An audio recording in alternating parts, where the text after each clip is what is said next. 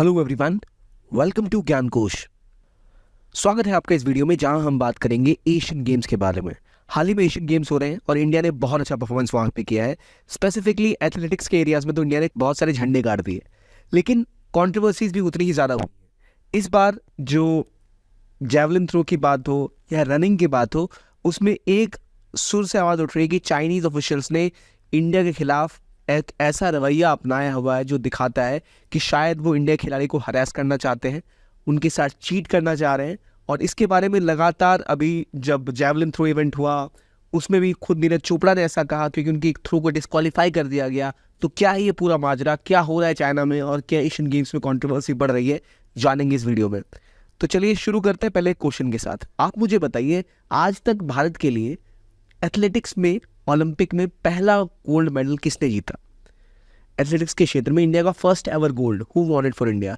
ध्यानचंद, नीरज चोपड़ा, अंजू बॉबी जॉर्ज या फिर अभिनव बिंद्रा? किसने एथलेटिक्स के क्षेत्र में पहला गोल्ड मेडल जीता है? आई होप आपको इसका आंसर पता होगा, बहुत बेसिक सा क्वेश्चन था ये।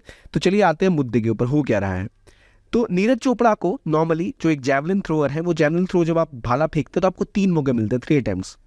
तीनों अटेम्प्ट में आपका भाला कितनी दूर गया वो गिना जाता है कि भाई 75, 80, 85 ऐसे करके देखा जाता है कितनी दूर तक आपका वो जो जैवलिन है वो गिरा है, फिर उसको मेजर किया जाता है। 3 अटेम्प्ट मिलते हैं, 3 अटेम्प्ट में जो हाईएस्ट या लॉन्गेस्ट जिसका जैवलिन जाता है उसको अवार्ड दिया जाता है। नीरज चोपड़ा को भी 3 मौके मिले। तीसरा मौके में उन्होंने सबसे लंबा जैवलिन फेंका था, पर उनका वो काउंट ही नहीं किया उन्होंने। 85 मीटर से प्लस गया था उनका जैवलिन, लेकिन उन्होंने कहा हम भूल गए कैसे मार्क करते हैं। और फिर उनको बोला गया भाई अब हम क्या करें। इन्होंने बार बार बोला ऐसे कैसे कर सकते हो आपकी, जस्ट इनसे पहले कोई थ्रोअर गया नीरज चोपड़ा से पहले, उसने जो थ्रो किया वो मेजर हुआ, लेकिन नीरज चोपड़ा का थ्रो वो मेजर ही नहीं कर पाया। तीसरा उनका सबसे लंबा थ्रो जो था। इसके बाद उन्होंने कहा कि भाई ऐसे तो काम नहीं चलेगा। उन्होंने बात की उनसे, तो उन्होंने कहा चलिए हम आपको एक और अटेम्प्ट दे देते हैं। तो नीरज चोपड़ा ने बाद में कहा ठीक है मैं रीथ्रो करने चला गया। इसकी वजह ये नहीं थी कि मैं चाहता था एक और रीथ्रो में करूँ, मेरा जाने का कारण ये था क्योंकि मुझे लग रहा था कि अगर मैं नहीं थ्रो करता हूँ तो टाइम वेस्ट हो रहा है, और जो लोग और थ्रोअर यहाँ पर है उनको ठंड लग रही है, मौसम कुछ ऐसा था, बॉडी वार्म रहती है, प्रैक्टिस होती है तब जगह आदमी थ्रो कर पाते हैं। तो वो सबके लिए थोड़ा गलत होता है, इसलिए मैंने ऐसा किया। और इससे जस्ट पहले, क्योंकि याद रखिए जैवलिन थ्रो में नीरज चोपड़ा ने गोल्ड जीता है और सिल्वर भी इंडिया के ही किशोर जैना ने जीता है। अब किशोर जैना के साथ भी कंट्रोवर्सी हुई, क्योंकि नॉर्मली क्या होता है जब आप कोई जैवलिन थ्रो करते हो तो एक लाइन होती है, यहाँ से आप दौड़ते हुए आते हो, जैवलिन थ्रो करते हो, फिर वो मेजर किया जाता है कितनी डिस्टेंस तक गया।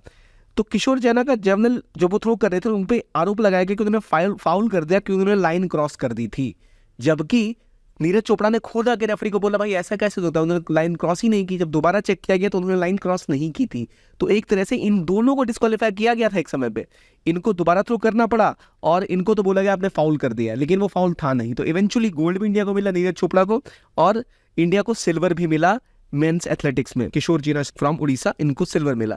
लेकिन बात यही खत्म नहीं होती, इसके बाद लगातार और आरोप भी लगाए हैं। जैसे इंडिया की ही जो एथलेटिक्स में एक और 100 मीटर जो बाधा दौड़ होती है, हर्डल्स, उसमें ज्योति आरा जी ने बोला कि भाई वहाँ पर भी उनको बार बार उनके खिलाफ कदम उठाए गए, जिनको पहले तो ब्रॉन्ज मिला था, लेकिन जिस चाइनीज़ ने सिल्वर जीता था वो इनको बाद में डिस्क्वालीफाई कर दिया गया और ये फिर इनको सिल्वर दिया गया। देखिए हुआ ये कि हर्डल्स की दौड़ में भी ना, जैसे जो स्टार्टिंग लाइन होती है, आप उसको जैसे ही सिग्नल होता है आप दौड़ना स्टार्ट करते हो, तो अगर आप फॉल्स स्टार्ट कर लेते हो, पहले स्टार्ट कर लेते हो, तो आपको फाउल माना जाता है। इन्होंने पहले स्टार्ट नहीं किया था, ये सब कुछ नियम के हिसाब से करे थे, फिर भी बोला गया कि भाई आपने फाउल कर दिया। इन्होंने फिर आवाज़ उठाई उसके खिलाफ, तो पता लगा नहीं ये भी गलत है, इनके ऊपर गलत आरोप लग रहे हैं, तो फिर इनको डिस्क्वालीफाई नहीं किया गया, इनको काउंट किया गया। तो अब देखिए 3 केसेस तो सीधा सीधा सामने दिख रहे हैं। तो जब इस हद तक एशियन गेम्स में इंडियन प्लेयर्स के खिलाफ, और जो इंडिया के प्रीमियर प्लेयर्स हैं, जहां मेडल की सबसे ज़्यादा उम्मीद होती है, जो टेक्नोलॉजी इंडिया के पास है, ये सब होते हुए जब आप ऐसी आवाज़ें काम करेंगे चाइना, तो लगातार आरोप लगेंगे। इसलिए जो इनको लीड कर रही है अंजू बॉबी जॉर्ज, उन्होंने भी बोला कि भाई ये एशियन गेम्स में चोरी की तरह की बात हो रही है, हमें ये चीटिंग हमारे खिलाफ की जा रही है, और जो होस्ट है वो हमारे साथ हॉस्टाइल है, हमारे साथ अनफेयर टैक्टिक्स किए जा रहे हैं इंडियन एथलेटिक्स और इंडियन टीम के साथ अलग अलग एरियाज में। तो 3 एग्जाम्पल तो मैंने आपको बता दिए। लगातार ऐसा देखा जा रहा है कि ज्योति आरा जी के साथ तो चीटिंग, उन्होंने सीधा कहा कि भाई चीटिंग अगर आप कर रहे हो तो अच्छी बात नहीं है ये।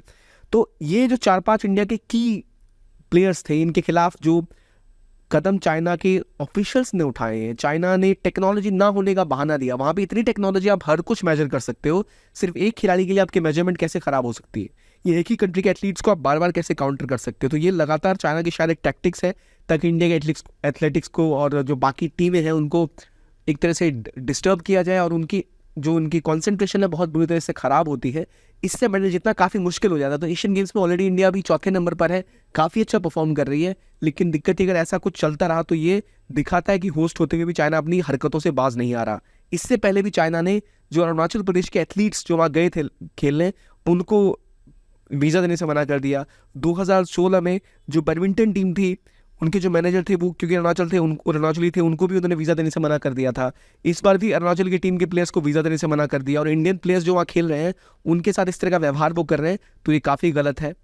तो इसीलिए जो ये आरोप है ये इस लेवल तक जा चुके हैं जहाँ की इंडिया की जो AFI की जो वाइस प्रेसिडेंट है, अंजू बॉबी जॉर्ज, खुद एक बहुत बड़ी वो एक एथलेटिक की प्लेयर रही है, एथलेटिक्स प्लेयर, उन्होंने ऐसा बोला कि अगर इस तरह किया जाता रहेगा तो इंडिया को ऑफिशियल कंप्लेंट इंडिया लॉन्च करेगा, और ये हरकतें चाइना की बहुत ही अनस्पोर्ट्समैन लाइक है, स्पोर्ट्समैन स्पिरिट के बिल्कुल खिलाफ है।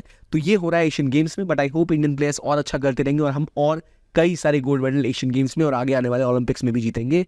तो ये था आज की न्यूज़। देखने के लिए बहुत बहुत धन्यवाद। Keep on watching Gyankosh and have a nice day.